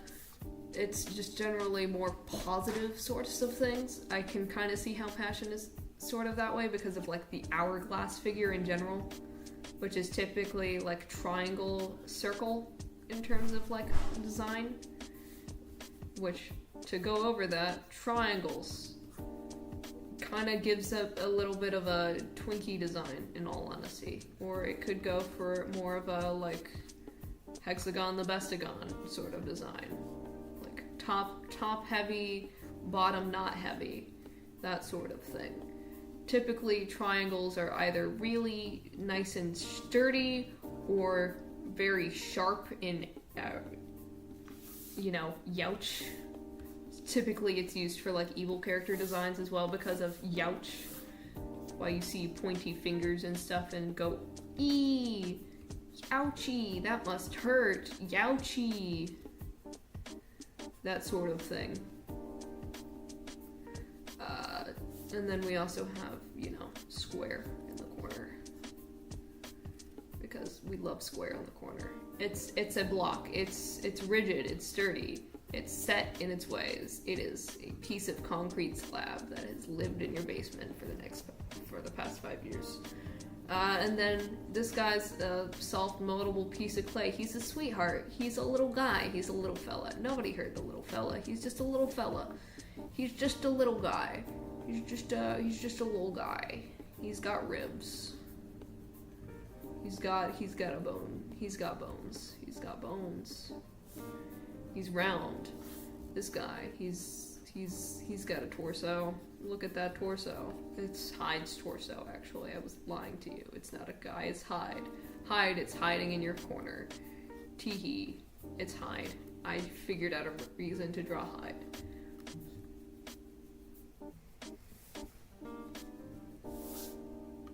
I'm gonna delete all this because it looks ugly. Basically, think of different characters when you think of certain shape designs, and it kind of helps. Example: wow, it's Epidote. Wow, I can't believe it's Epidote. Or is it Snailman? I think it's Epidote today. We're gonna go with Epidote because we love Epidote, and I miss drawing Epidote. So yeah, we have Epidote. We have Epidote right here. Wowza, look at the Epidote. Wowza, it's the Epidote. It's the Epidote. I think her hair was part of the other web, but that's okay. And then we have our Hyde, and then we have our Mercury, which I cannot for the life of me remember how to draw his hair correctly, but that's okay. He's kind of like blocky-ish and whatnot. Anyway. We also have this lovely corner that I can use up here for the texture bit. Let me find this.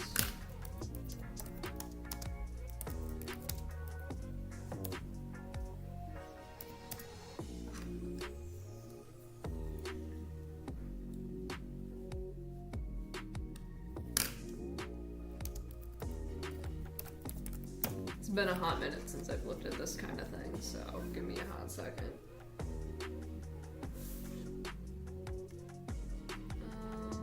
Let's see here.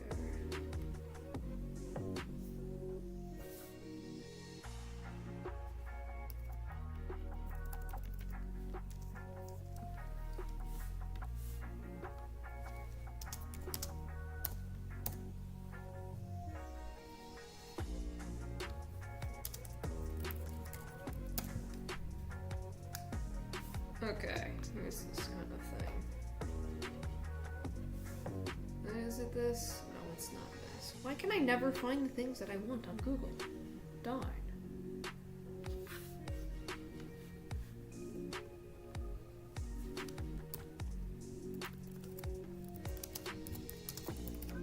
I know there's videos out there that would probably explain it better than me, for sure. But basically, textures also can have different meanings in them. Why is my page doing that? Thank you, page. Can I see everything now? Can I, yep, thank you. Anyway. PDF, blah, blah, blah, blah. There's a lot of different types of textures and whatnot. There's like visual textures, there's tactile textures. Visual textures is kind of what you use in art in general. It's like seeing the wrinkles or seeing the little circly bits and whatnot. Or seeing something look smooth or rough. So something smooth like silk or satin kind of gives like a luxurious, elegant feel to it. So like if I take my smooth boy and I like draw a nice piece of fabric here and I don't do anything to it, it's kind of It's a nice piece of satin. It's supposed to be nice and like shiny and stuff. It's supposed to be nice and pretty. It's supposed to be nice and elegant and shiny and so pretty and shiny and it's pretty. And it's supposed to be pretty and it's supposed to be nice and pretty and it's supposed to be pretty. Be pretty, damn it. Be pretty. Be a girly bob, damn you. Damn you. Be a fucking girly bob. God. Why won't you curl your bob? Anyway. Yeah, that's satin for you. This is not a very well rendered piece of satin, but it is satin. It's supposed to be a visual representation of satin, which is typically, you know, you can smudge it around actually, and that might help a little bit with the rendering process. Yeah, that helped. Okay, basically.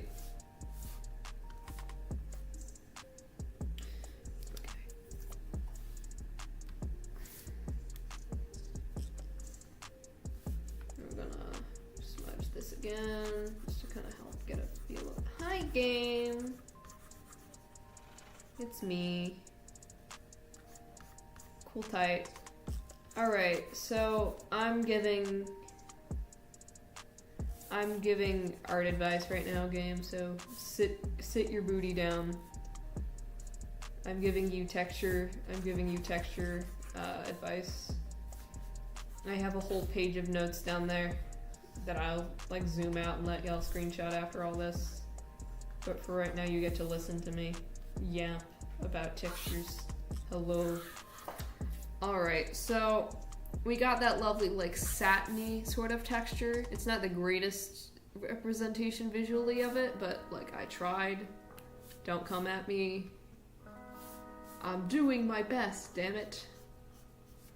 We're just gonna go with that. So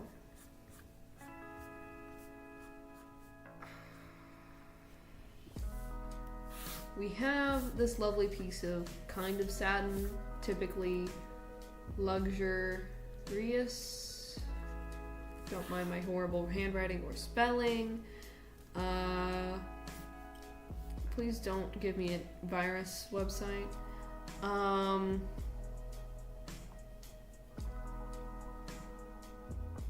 Kind of gives a little bit of a polished appearance in terms of like being a shiny piece of fabric in general. Like, look at that. It's shiny. It's shiny. It's gonna give you not AIDS. It's shiny. It's nice and shiny. It doesn't have any diseases attached to it. It's a nice shiny piece of satin. Everybody loves a nice shiny piece of satin. I love me a nice shiny piece of satin. Everybody loves me a nice shiny piece of satin. Alright, so once you have your lovely little shiny little piece of satin, let's think about rough. I love not AIDS. So rough. So things like denim or tweed or burlap kind of gives you like a more rough around the edges sort of thing. For example, if I take my wobbly scratcher brush here, that's probably a good approximation of denim. If I like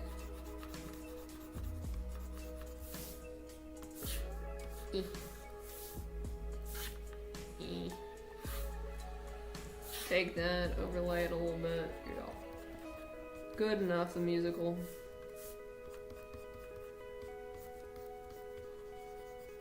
That's denim-y looking enough, right chat? Right chat. You can learn things, game. I'm learning things right now.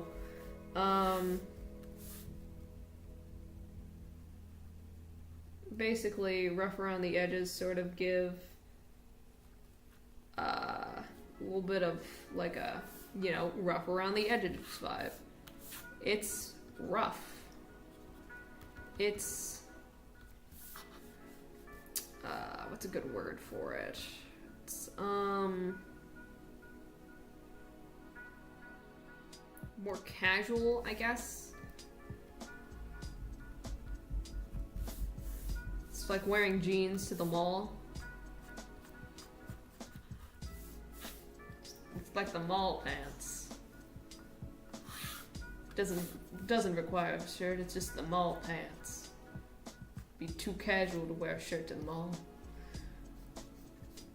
You know what I'm saying? Anyway, you know what I'm saying.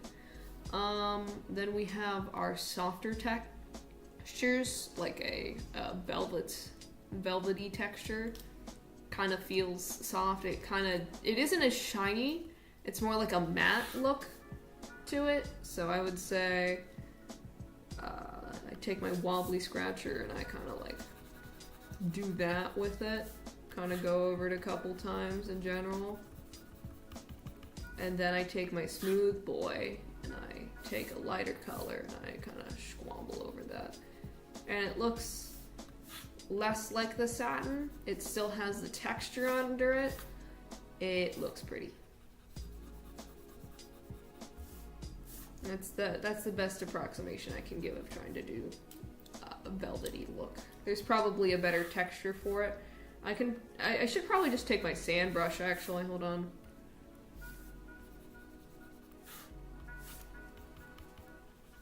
Oh yeah, sand is probably the best one for that, and then I take chalk or something to it as well. Just a nice floofy texture to it. Just like a nice floof. Just a nice little floof to it. Makes it look pretty. Makes it look like satin. Not satin. Like a velvet.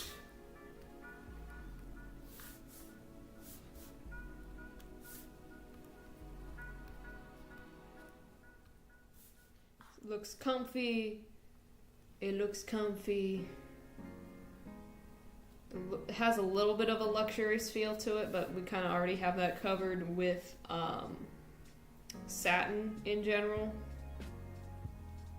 So I'm just going to kind of write kinda fancy. Alright.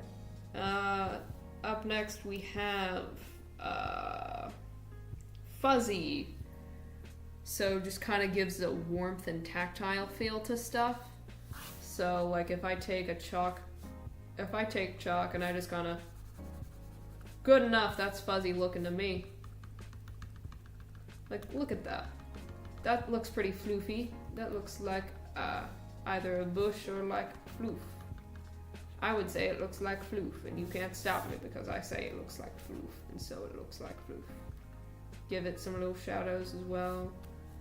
Go back over it with the streaky guy just to blend it a little bit. Actually, no, I'm just gonna take my streaky guy and go over it some. Can I take my streaky guy now? Thank you.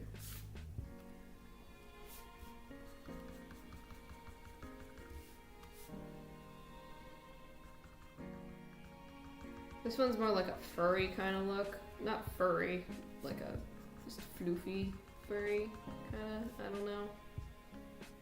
Berry sherbcore. Yes, I have been using blue most of the time. I'm normal. I love using blue. It's literally hidecore because look at me, dog. I'm literally right in the corner, dog. It's me. It's me, I'm living in your walls right now. Squaggly doggly. Squaggly doggly, oogly moogly, it's all gone to shit. I forgot what squaggly doggly was. Anyway. Did you not notice that until now, bro? Anyway. Yeah, I do be yapping. Anyway, we have a nice floofy, warm...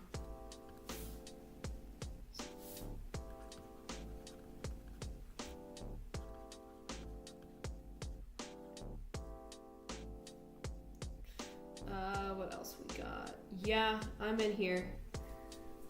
So Calc is here so I can actually look at chat, because otherwise I can't look at chat. So my alt account for Hide is just chilling out here right now, just so I can, interact. I'll probably stop streaming around 11:30, by the way, just so like my roommate can you know, exist and not be annoyed by me in my yap session. Yeah, so we're gonna try to speedrun the textures a little bit more.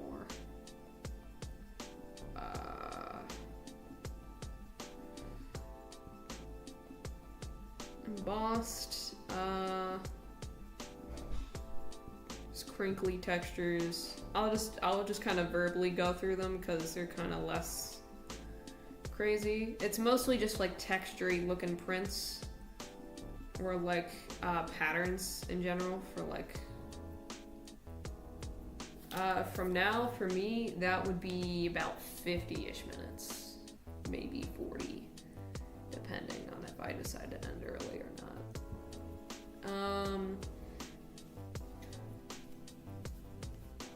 Then there's like knit or woven patterns. It kind of adds like a bit of depth and dimension. It kind of gives it like a grandma sweater vibe. You know what I'm saying? Kind of gives it like a, yeah, this man would adopt me kind of vibe, to give like no better way of being able to phrase it. A lot of things can add volume or structure and oversized appearance. For example, like wearing an oversized hoodie in order to like cover up your tits or something like that. That sort of thing. Also, texture can kind of communicate, is this man huggable or not? Can I walk up to this creature right here and like hug them, or will they punch me in the face type of texture thing. A lot of times with like clothing texture, it can be a little bit flat because a lot of things are just made out of like a generic cotton, which is typically pretty flat, most of the time doesn't have too crazy a texture. I would also suggest doing like little bits of sewing lines in occasional things, just to kind of like give it like the, oh yeah, this is actually a shirt kind of look. For example, let me draw that out here. If I take this nice little shirt here, yeah, we're just gonna draw a shirt for funsies. Just gonna look at my own hoodie here. A lot of the times you can see a little like line pattern sort of thing, and then also like the collar and whatnot. You can also sometimes be able to see like the sleeve thingy right here, or like here sometimes, depending. On hoodies especially, there's a lot of sewing line type things that you can see. Yeah, kind of like the seam. I don't have good words. I'm not a clothing designer. Clearly, if I were, I would be flunked out already. This also applies to pants, because a lot of times people draw pants like that, with nothing else really going on, and maybe some texture in the pants, but like, wow, look at those polygons. You can add things to that. You can give it a little button area and a little like flappy flap, and pockets. We love pockets. Give your men some pockets today. Give them more pockets. Give them the little zippy pockets. Give them just more pockets in general. If they want pockets, they will have pockets. Experiment with different types of pants in general. Don't just do skinny jeans. Have there be some bell bottoms like in the 70s. Have there be shorts. Let your men wear some shorts. Let them have exposed knees with the funny little triangle. Learn proportions in general. It's very helpful.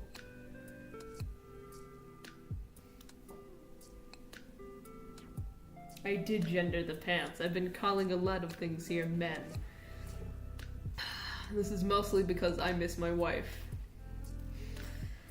I can't stop thinking about my wife. I miss my wife, Tails. I miss her a lot. I'll be back. Anyway. You can kinda see, you can also give them like those like 80s pants where like they can zip off for swimming or whatever the hell they were. It's kind of funny. Those were really funny in general. Another thing, just in general for clothing, really just use references. I already wrote that in my notes down there somewhere.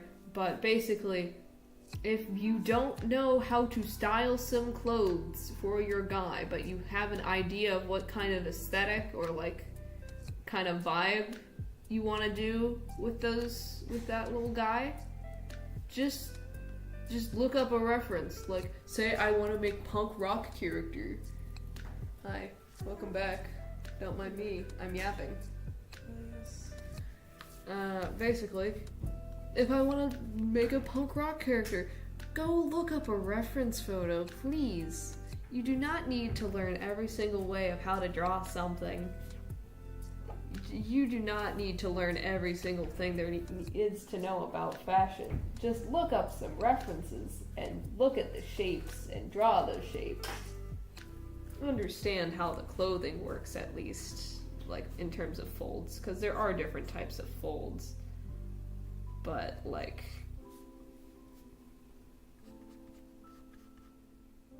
just learn how to draw folds and you're good. Learn how shapes work and you're good for like most things. If you can draw from reference, you're good for like 90% of drawing in general. Because at that point, once you can like accurately draw things from reference, most of your worries are gone.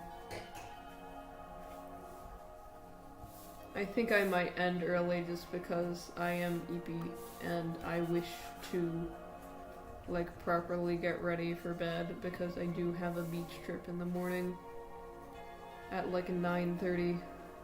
Not 9:30, it's 8:30. So might do that. Might go and do that. I would like to like properly do that for once. So fare thee well, my boys. I'm gonna quickly zoom out so you can like get a scope of everything on here. I'll also probably post this like somewhere in the ad department or something, because there's a lot in general and it's kind of a mess, but that's okay. Okay, where's this coming from? Where's the... Okay, alright. Yeah. There's most of the notes. I can move some of these though, because they're a little bit too high up.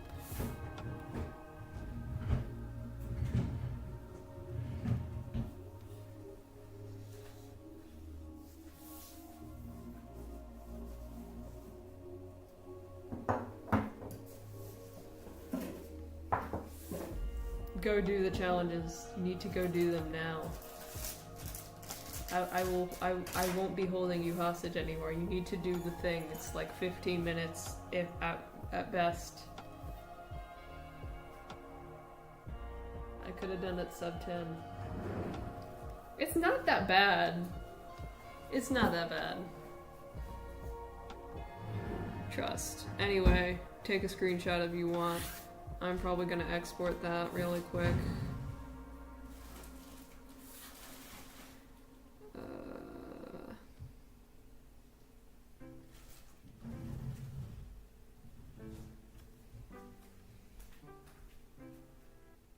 Yeah, okay. Okay, I'm just gonna save that as a PNG. Art stream 7/12/25. Save it. Oh wait, yeah, I can't do that because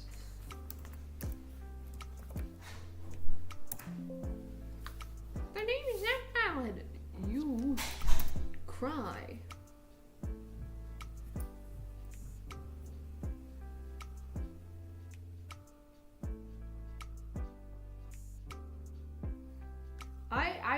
what I did with the challenge is I used my phone, and here's a visual representation of what I was doing. I can try and do it with OBS, I guess. Which basically, let me move my sprite around on screen right now a little bit just for fun. Look at him go. I'm not sure if that actually worked or not. But basically, if I move this over here, and then I move this over here, or something like that. I'm not sure if this is even showing up. Yeah, okay, it is showing up. I just got that in the stream feedback. Basically, what I was doing is I was doing this, and this, and this, and this. Let me see if I can, like, properly look up a video for this. Hold on. Let me see if I can look this up. iPhone tabbing.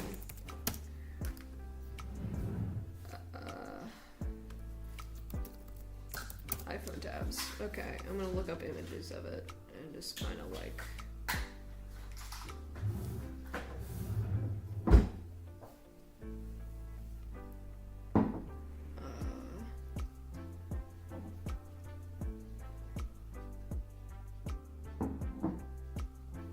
Let's see.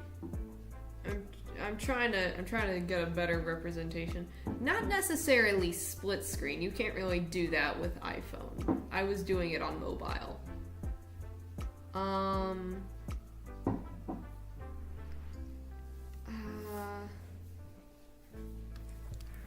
Apps.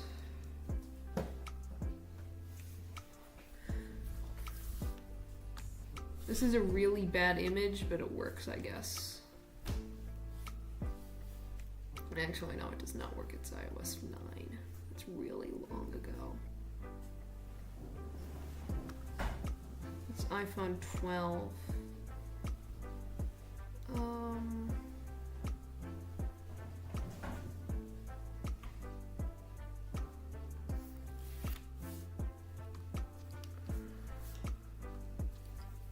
15.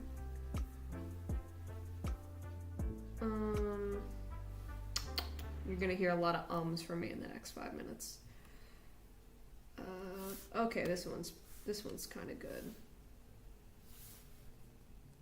Okay, so if I copy this image, I take it over here, I put it into here somewhere. I copy this image on into here. Yeah, okay. Basically, let me turn back on the imaging here.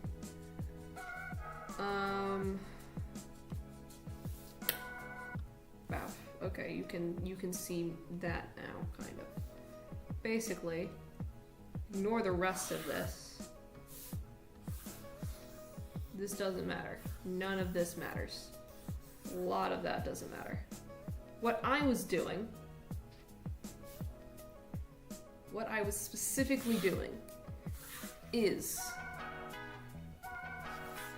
so you see this. You see this, right? You see this tab and you see this tab. Basically, the way that the current iOS works is it more overlays like this to like give a better color signifier. It kind of does this. And there's like a little bit of shading here to kind of tell you that it's overlaying. Basically, what I was doing is I was on one tab had the original one. I had the original bar graph. On the other one, I had the Discord image up and zoomed into where specifically I needed. And I just went down the list as I kept on like bouncing between the two. And whenever I needed to adjust it, I would go back into one of the tabs.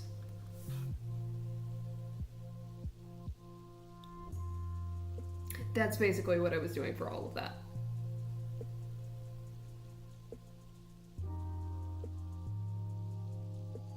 I'm very normal.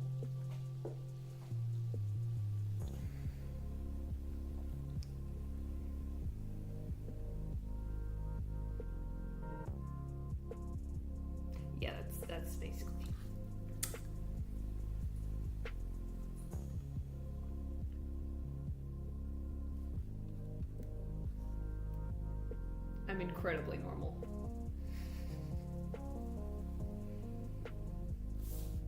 So guys, it isn't that hard. All you need to do is look at 2 tabs at once. Basically. Just look at the 2 tabs at once, and what I just kind of did was I went down each row one by one, and I was like, okay, spelling, order, cobalt, as an example. Basically tabbing, yep. Yeah, that's basically all I did. Anyway. Yeah. Yeah, that's just about it. I think what I'm gonna do is I'm gonna stop streaming because I'm tired and my back hurts. Sir. Bye-bye. I'm gonna stop now. Smiley face. Bye-bye. That is your prepping. That is your Fizzy Sapien advice. Fairly well. I'm gonna go sleep.